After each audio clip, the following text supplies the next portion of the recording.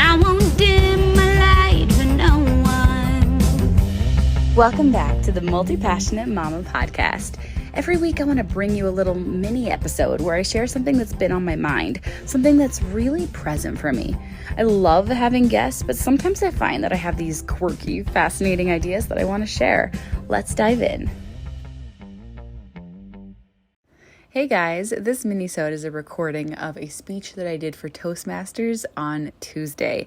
It's called What is Real, and I really hope that it helps you think deeper about the way you perceive the world around you and, most importantly, yourself. Let's listen.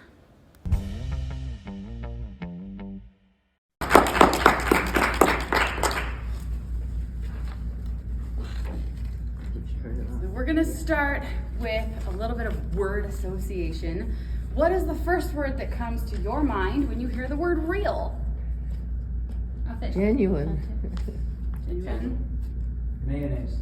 Well, the first word that comes to my mind is fake, which is really what I thought everyone here was going to say, but okay, that didn't quite go the way I planned, and that's all right. And then there's a story that automatically comes to my mind whenever I hear the word fake versus real. It was 5 years ago when I was studying makeup for theater at BYU, and I had the opportunity to do something called Disaster Day, which is where once a year they have a mock disaster, a mock day of, essentially they have a big plan where multiple departments come together and somebody in charge gets to do the fun task of choosing what disaster took place, a mock disaster. In our case, this was a mass shooting. And while that doesn't sound like fun at all, it was a lot of fun for all of the actors and all of the makeup artists who got to pretend to get shot, for the EMT students who got to pretend to take care of all of the actors who were covered in fake blood in the basement of the BYU library. And as a makeup student who always really, really wanted to be an actor, I was not at all disappointed when one of the actors that I was supposed to be putting bloody gory makeup on didn't show up, and I got to also be an actor and get shot in the arm and get covered in fake blood and go moan and groan and act like I died. Not really, in the basement of the library. So I had this opportunity to get caked in fake blood and to play out this opportunity. And what was incredible about this experience was that afterward, we finished our whole scene and we taught the EMTs what it was like to experience lots of blood, lots of moaning, lots of screaming, because if you're an actor, you're really gonna play it all out whenever you get the chance to do something like that. And I walked back to the makeup lab to clean myself up, and it turned out that my husband had been calling me and calling me and calling me and calling me because our son Joshua had jumped off a toy and split his head open and had to go to the ER to get staples in his head. So I had to leave without cleaning myself up to take our son, who my husband had had plenty of time to clean up and had no blood on him at all, to drive him to the ER so that he could get staples in his head. And as I think about that incident, I think about how the real injury didn't really look like an injury. It was hidden. All the pain that my son was in was very beneath the surface, whereas my fake injury was gory and very, very plain for the world to see. How often in our lives do we put a lot of things on display for the world to see that are not real? They are very, very fake. But our actual pain, we hide far beneath the surface. We clean up all the blood and the gore, and we act like it doesn't really hurt. shame thrives in secrecy. The ways that we hurt deep down, those are the things that we keep to ourselves, that we don't want to share with everybody. There's this amazing study that was done in the early 90s. It was done at Dartmouth College, and it's called the SCAR experiment. And it begs the question, what happens when we think that other people can see those deep hidden pains? When we think that the people that are observing us can see our scars, our flaws, our deep hidden wounds. It actually changes the way that we interact with them. So in this experiment, what they did was they had women come into this research lab and they put fake makeup scars on their faces. And now since I've studied fake makeup, I can tell you that it's actually really simple. They make them like fake tattoos and you can just put them on just really easily. And then they showed these women a mirror and showed them how disfigured they now looked with these big, huge scars on their faces. And they were horrified that they looked like that. And then they took the mirrors away and they said, okay, we're gonna seal these scars in place. But actually, they removed them. And they're really easy to remove. You just take like a little bit of alcohol and it comes right off. It's really easy. But the women didn't know that. They had taken the scars off of their faces. And then they sent them out into the world to just live their normal lives. Then they brought them back into the research lab and they said, how was that? What was it like to be out in society with your face disfigured like that? And every single participant in the experiment had basically the same response. They said, everybody was so much more rude to me. People were so much more unkind than they usually are.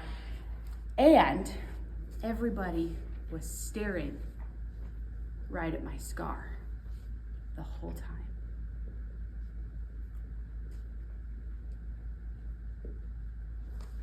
The truth is that what's real is what we believe.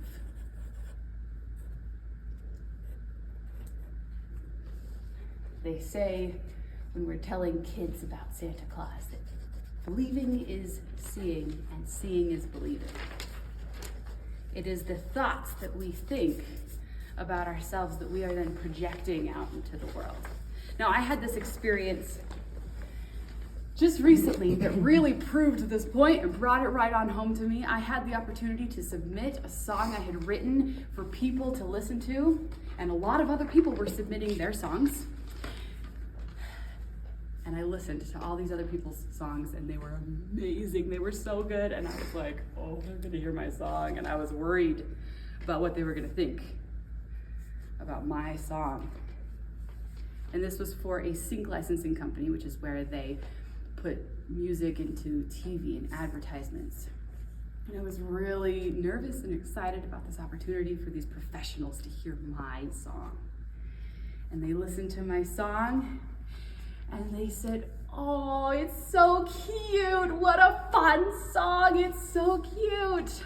And my brain is really creative. It comes up with the best stories. And my brain said, they think my song is silly.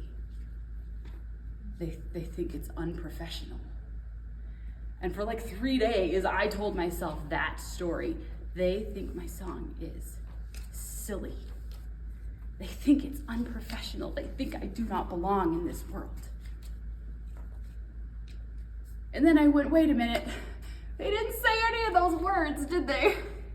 I'm the one who made up that story. I came up with that all on my own. What they said was, this is really cute. It's really fun. Those are good things. I'm the one who came up with that. And so I did this thing that I always do, and I took my feelings and I put it into a song, because that is the way that I take all my pain and all my frustrations and I kind of transmute it into something beautiful. And so I'm gonna sing you this song that I wrote that is probably gonna be painful to hear because it's all those scary things.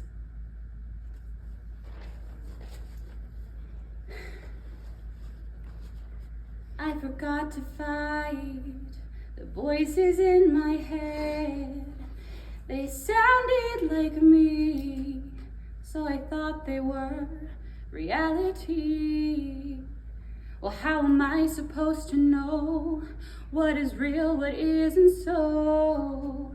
Sometimes what I perceive is make-believe. Well, I forgot to fight the voices in my head. If you could just hear all the things I tell me. You don't belong here. Walk away, please don't say a thing. What makes you think you can do this? Nobody wants you to stay. On and on and on and on it goes like this. Somewhere inside, I know it's a lie, but try as I might, I can't seem to hide. The story is taking over, and slowly I'm taking cover from my hidden thoughts. So my question for you is, what thoughts are you hiding?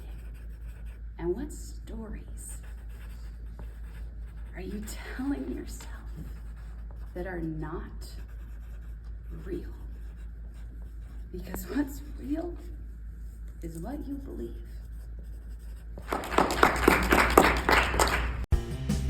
Thank you for joining me for another episode of the Multi-Passionate Mama Podcast. I know that we can never be told too many times how amazing we are, so in case you haven't been told today, you are a freaking rock star.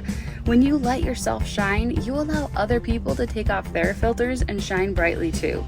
It's about time someone gave you permission to be all of you.